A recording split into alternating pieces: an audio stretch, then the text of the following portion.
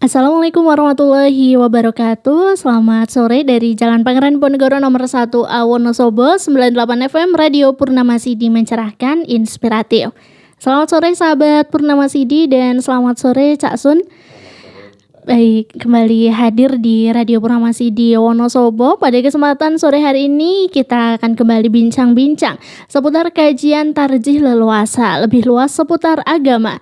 Ya, bersama dengan Majelis Tarjih dan Tajdid Pimpinan Daerah Muhammadiyah Kabupaten Wonosobo bersama dengan Ustadz Maksun SHIME. Beliau merupakan sekretaris ya di Majelis Tarjih dan Tajdid Pimpinan Daerah Muhammadiyah Kabupaten Wonosobo.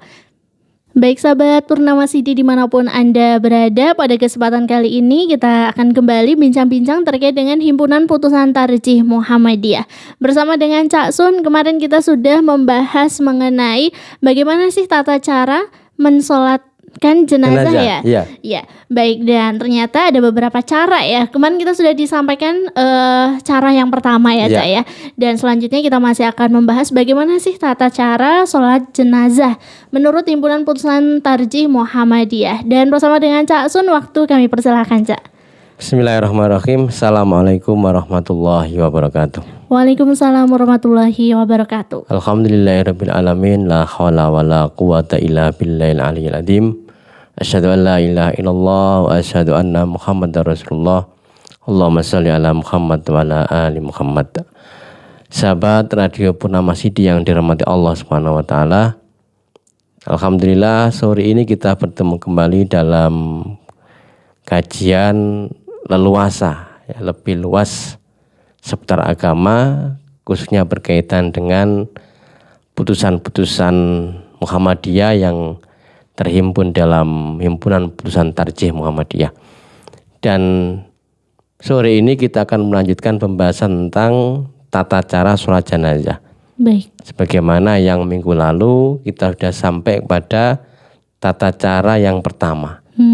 Jadi di dalam tata cara sholat jenazah itu menurut putusan tarjih memang ada dua pilihan, ya, dua tata cara yang kita sebagai warga Muhammadiyah bisa memilih salah satunya. Saya ulang lagi, yang pertama, di takbir yang pertama itu kita membaca Al-Fatihah.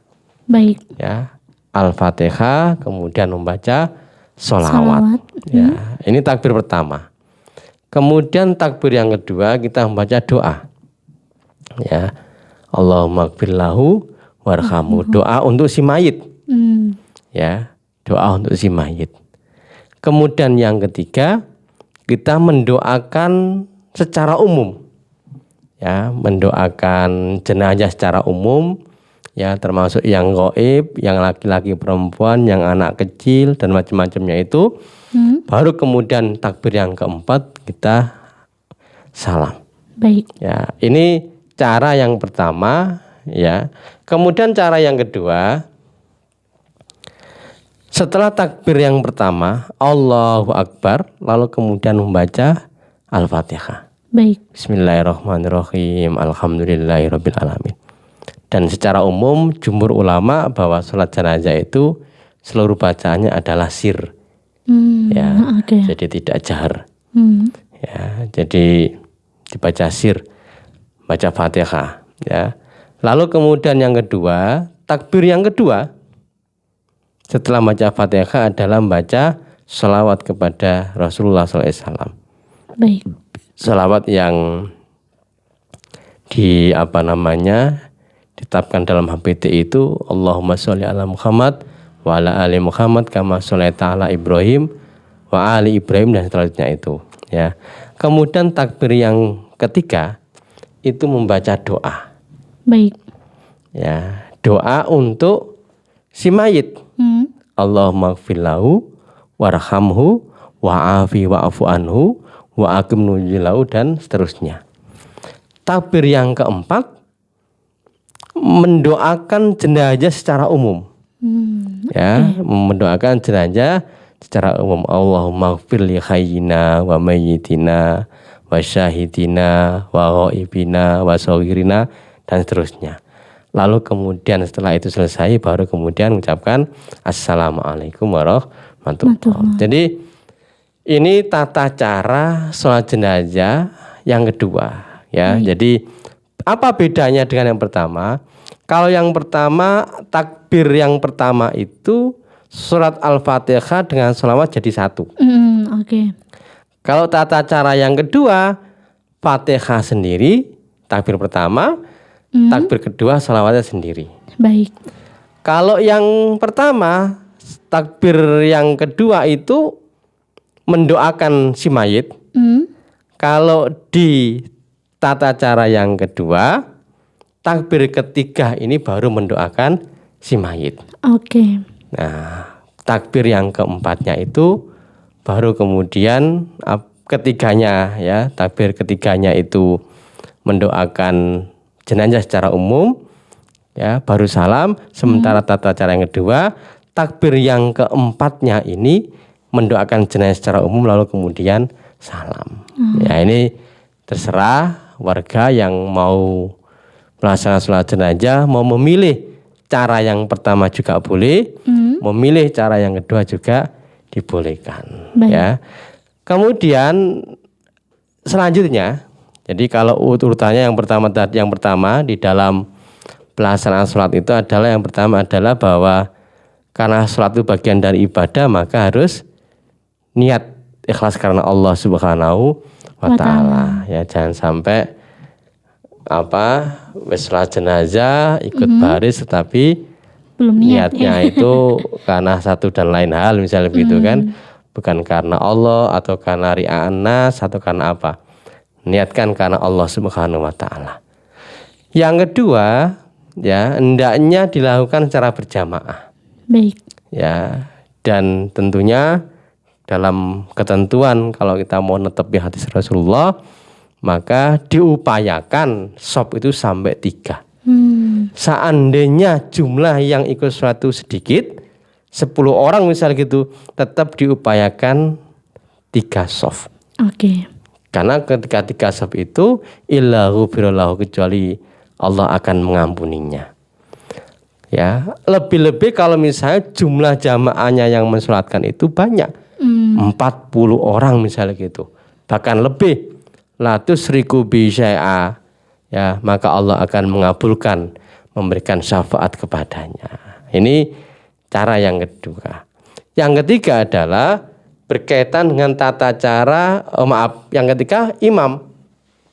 Posisi imam itu hendaknya ketika mayitnya itu laki-laki, maka posisinya menghadap ke kepala, lurus dengan kepala. Kalau mayitnya itu perempuan, maka posisi imam itu menghadap di tengah-tengah atau lambung. Ya. Nah, yang selanjutnya adalah tentang tata caranya. Jadi ada 2 tata cara ya yang saya sebutkan tadi itu, tapi yang pasti jumhur ulama menyebutkan takbir di dalam sholat jenazah itu adalah 4 kali. Baik. Ya, 4 kali takbir. Ya, sekalipun ada riwayat-riwayat yang menyebutkan 5, ada yang menyebutkan 6, ada yang menyebutkan 9, itu dasarnya adalah asar. Asar itu perbuatan sahabat. Oke. Ya, tapi Nabi sendiri itu melaksanakan sholat itu adalah 4 kali takbir. Nah, ini berkaitan dengan takbir. Kemudian sahabat radio Purnama City, hal yang lain juga yang harus kita pahami berkaitan dengan ada ketentuan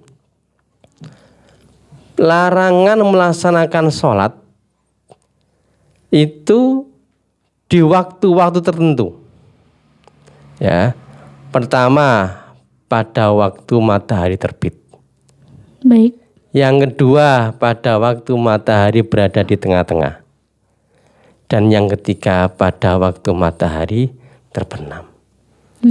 Ini memang ada larangannya. Sekalipun demikian, ya ini dasarnya berdasarkan riwayat Muslim. Jadi ada 3 waktu yang Rasulullah SAW itu melarang untuk melaksanakan sholat di dalamnya, termasuk melarang untuk menguburkannya.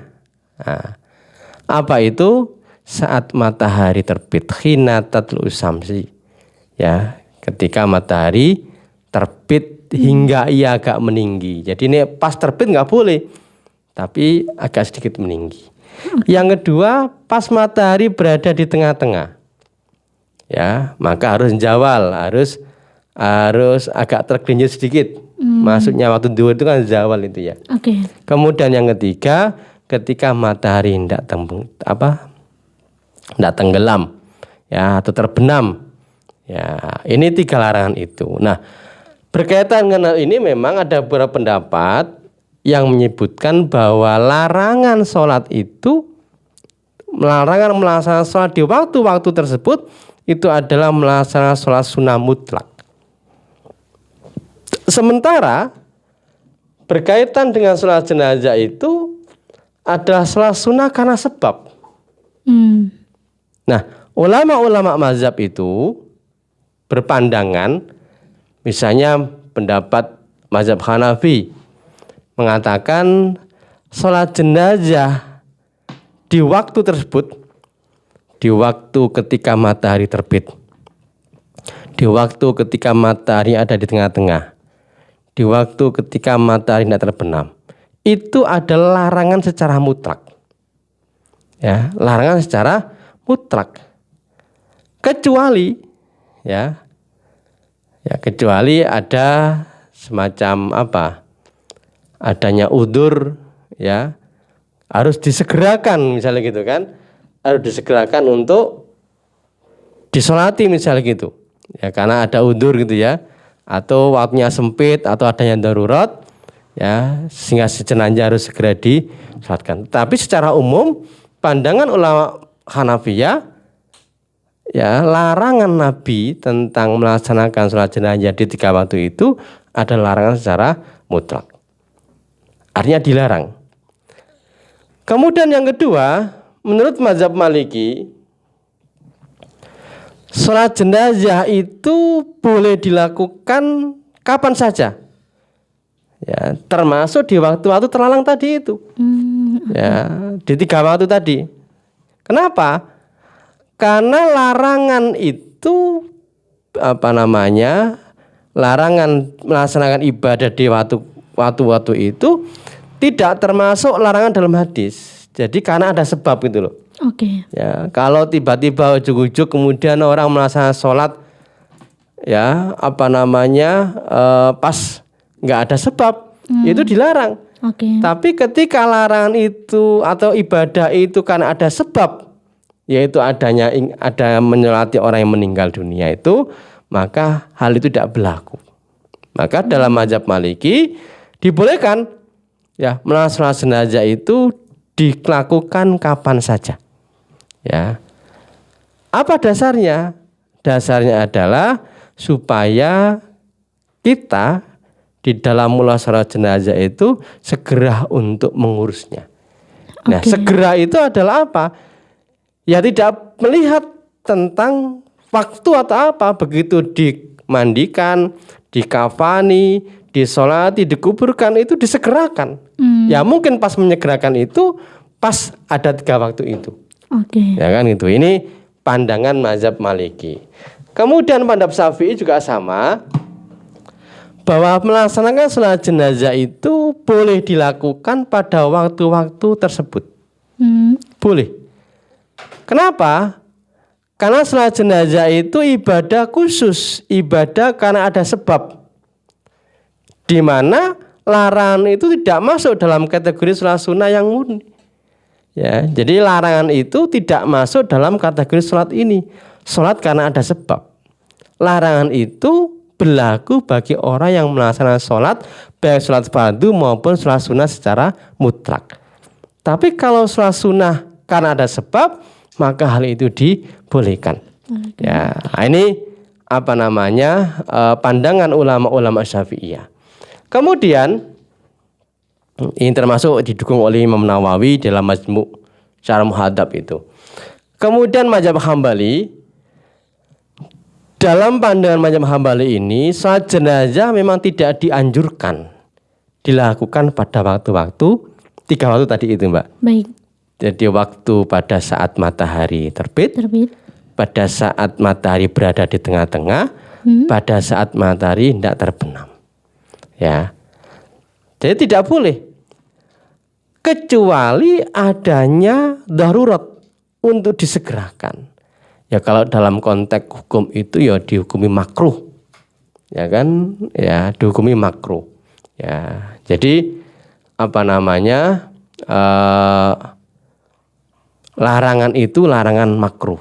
Ya, sesuatu yang dibenci, tetapi kalau ada hal yang sifatnya darurat, sifatnya mendesak untuk segera disolati atau dikuburkan, maka hal itu dibolehkan. Ya, artinya apa? Bahwa secara umum sebenarnya pelaksanaan sholat jenazah itu boleh dilakukan pada kapanpun, karena larangan itu tidak masuk dalam konteks sholat jenazah ini, karena ini masuk dalam kategori sholat yang karena ada sebabnya. Ya. Nah, larangan itu adalah larangan melaksanakan sholat fardu dan larangan melaksanakan sholat sunnah mutlak. Nah, ini berkaitan dengan perkara hal sebenarnya itu, walaupun di dalam tarjih juga termasuk yang melarang hal itu. Ya, dalam putusan tarjih dimasukkan larangan untuk mensolati, mengkuburkan di 3 waktu itu. Nah, tadi saya memberikan 3-4 pandangan tadi dari ulama-ulama mazhab itu, tetapi tarjih termasuk yang melarang hal itu. Dan ada pandangan yang melarang, termasuk adalah pandangan ulama-ulama Hanafiyah. Ya. Nah, ini berkaitan hal itu. Kemudian hal yang lain, ya, yang ini kan sudah sampai disolati ya, sudah selesai itu. Kemudian muncul pertanyaan begini, persoalan. Dan di masyarakat ini juga bisa terjadi. Bagaimana jika ada seorang yang tidak sempat mensolati ya di masjid atau di rumah? Baik. Posisi jenazah sudah dibawa di di kuburan di makam. Apakah dibolehkan orang tersebut mensolati di situ?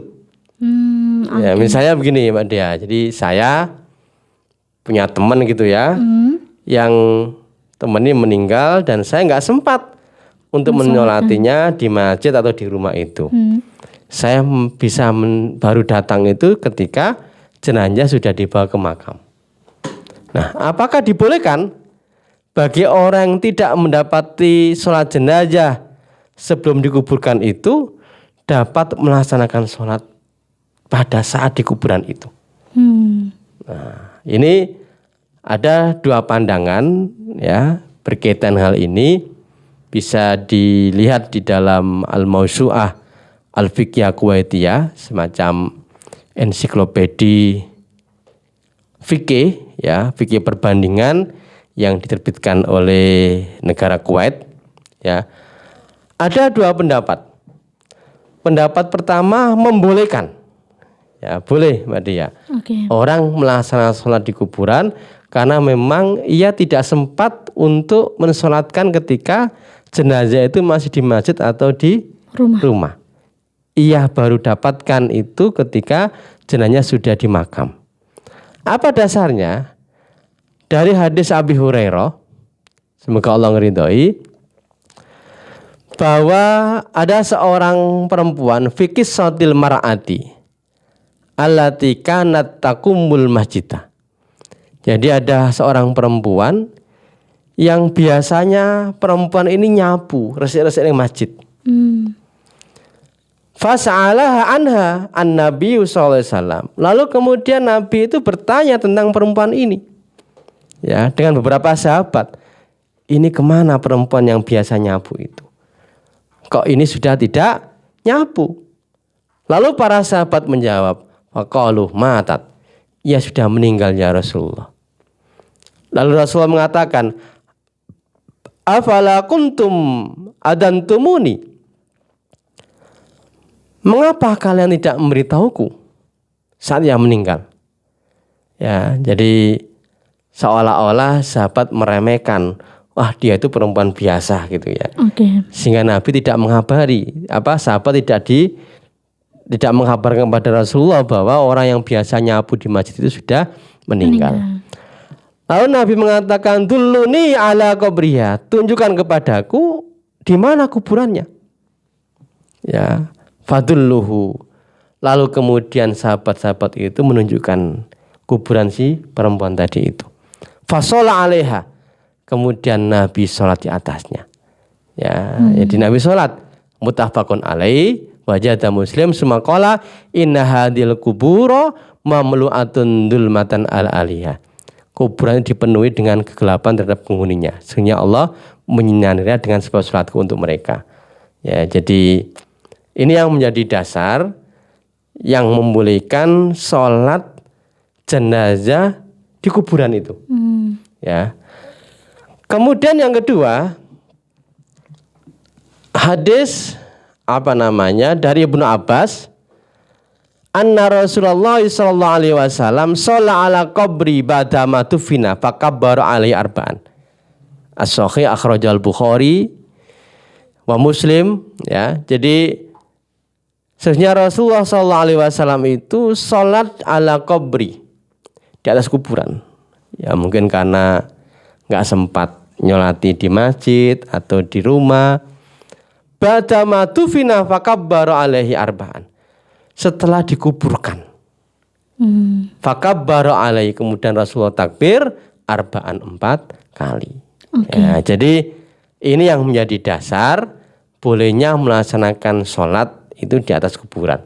Baik. Kemudian yang kedua, ulama yang menghukumnya sebagai makruh.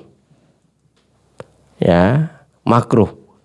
Ya, ini berdasarkan hadis al-ardu kulluha masjid. Bumi itu semuanya masjid. Illa maqbara wal hamam. Kecuali tempat kuburan atau kuburan itu sendiri, wal hamam dan kamar mandi. Ya, akhraja Ahmad fi Musnadi wa Abu Dawud wa Ibnu Majah, At-Tirmidzi, ya, dan beberapa riwayat yang lain, ya, termasuk wasahhahu Ahmad Syakir. Jadi ini berkaitan dengan dasar hukum, berkaitan dengan hukum mensolati orang, ya, ketika posisi jenazah itu sudah dikuburkan.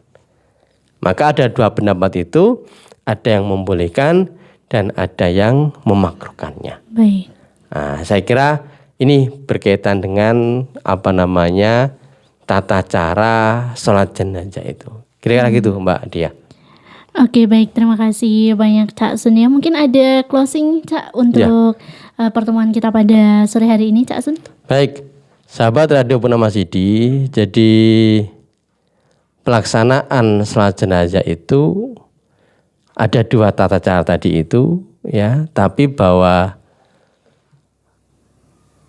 takbir yang disepakati jumhur ulama adalah 4 kali takbir. Ya, sekalipun di dalam asar-asar sahabat itu mereka ada yang melaksanakan 5 kali, ada yang melaksanakan 6 kali, bahkan ada yang melaksanakan 9 kali. Tujuan mereka melakukan itu dalam beberapa syarah hadis dalam rangka ikram, memuliakan, kan di antara mereka ada yang ikut perang Badar, ada orang-orang yang punya fadilah-fadilah yang lainnya. Dan insya Allah pada pertemuan yang akan datang kita akan masuk dalam pembahasan mengkuburkan jenazah. Saya kira gitu Mbak Dia. Oke, baik, terima kasih banyak Cak Sun atas materinya pada kesempatan sore hari ini. Ini sangat bermanfaat bagi kita semua ya Cak ya. Kalau dari materi yang kemarin ya Cak, yang pekan kemarin dan pekan ini terkait dengan mensolatkan jenazah, itu ada yang dia belum tahu Cak, bahwa itu disunahkan bisa membuat 3 shaf ya Cak ya. Ya. Kalau sejauh ini kan ikut 1 shaf aja gitu ya Cak ya. Ya, jadi ketentuan Nabi itu ya 3 shaf itu kalau misalnya yang ikut menyolatkan itu sedikit. Ya. Jadi kalau ada 6 orang ya 2-2 ke belakang misalnya gitu. Oke, baik, terima kasih banyak Cak Sun atas kesempatannya pada sore hari ini. Mudah-mudahan sehat selalu dan amin. Kami tunggu kembali hadir di Radio Purnama Sidi Cak Sun. Insyaallah. Ya. Terima kasih banyak juga untuk sahabat Purnama Sidi dan juga pemirsa YouTube MTTV Channel Wonosobo ya. Terima kasih atas kebersamaan Anda. Sampai jumpa kembali di pekan selanjutnya. Karena kami insya Allah akan selalu hadir di hari Jumat pukul 4 sore sampai dengan selesai. Dia mohon pamit. Wassalamualaikum warahmatullahi wabarakatuh. Waalaikumsalam warahmatullahi wabarakatuh.